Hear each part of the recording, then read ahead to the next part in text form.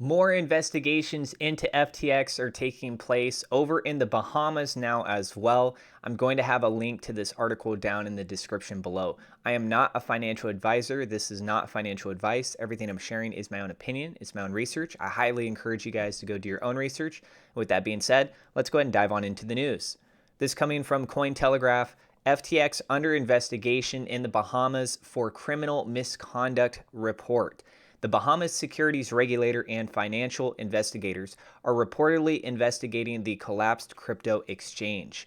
An investigation of possible criminal misconduct over the insolvency of cryptocurrency exchange FTX is underway by financial investigators and the Bahamas securities regulators, according to a statement by the Royal Bahamas Police Force sent to Reuters on November 13th.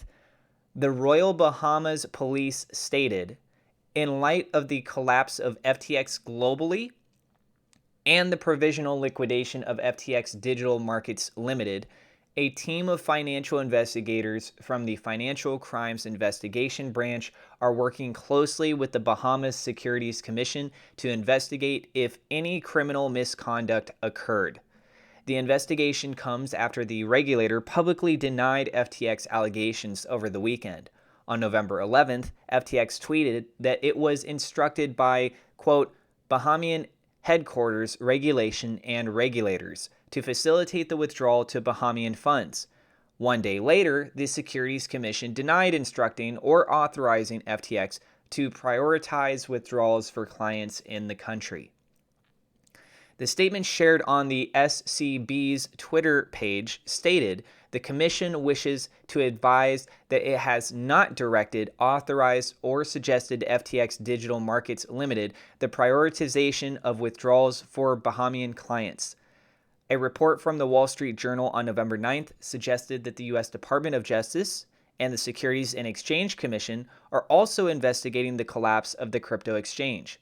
Also, the Department of Financial Protection and Innovation, or DFPI, in the state of California announced on November 10th opening an investigation regarding the apparent failure of the exchange.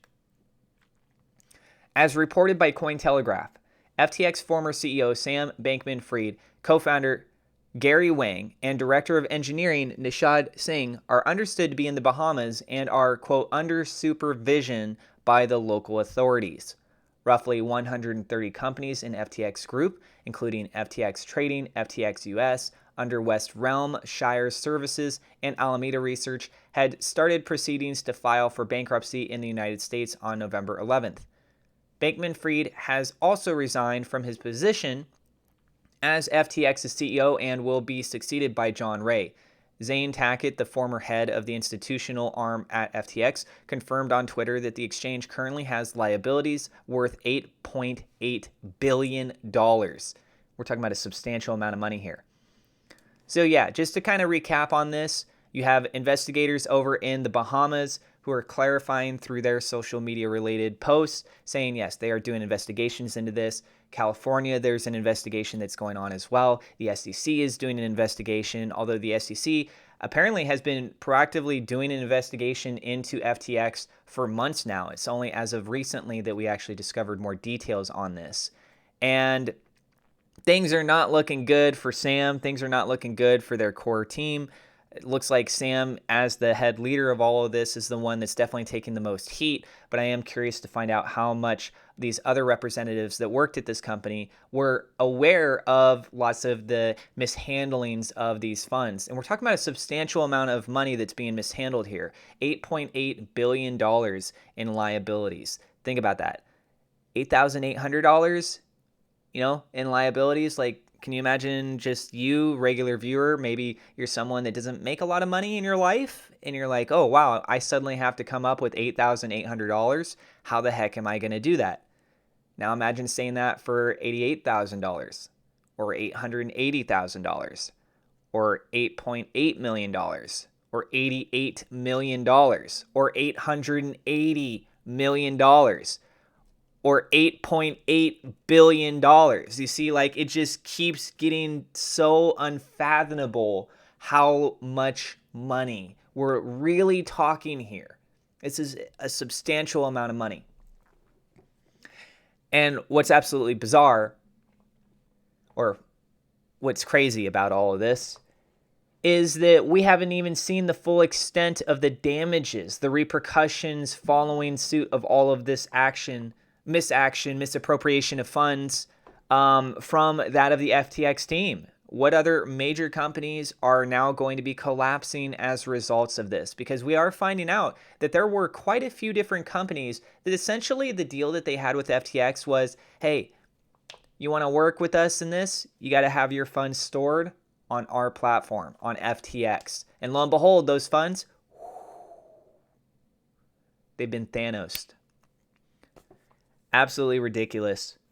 I'm glad that there are investigations that are going on. Some people are speculating, thinking, oh, they're not going to end up doing anything to them because of this conspiracy theory that I have and that conspiracy theory that I have, and like they're just going to get off scot-free. Like, let's be real. We're talking about a substantial amount of money. We're talking about one of the largest mishandlings of funds ever.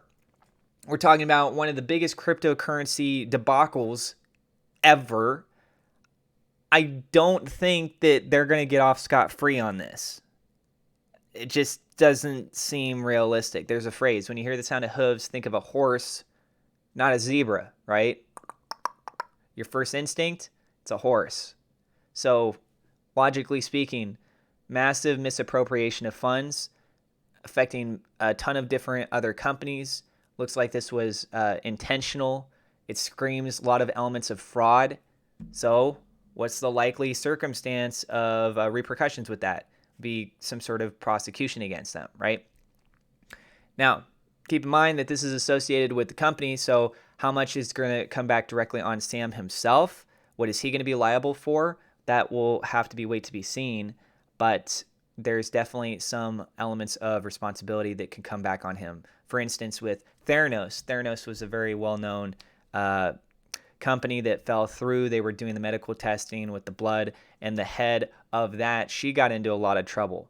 So it's not to say like, oh yeah, you just get off scot-free because you're totally rich.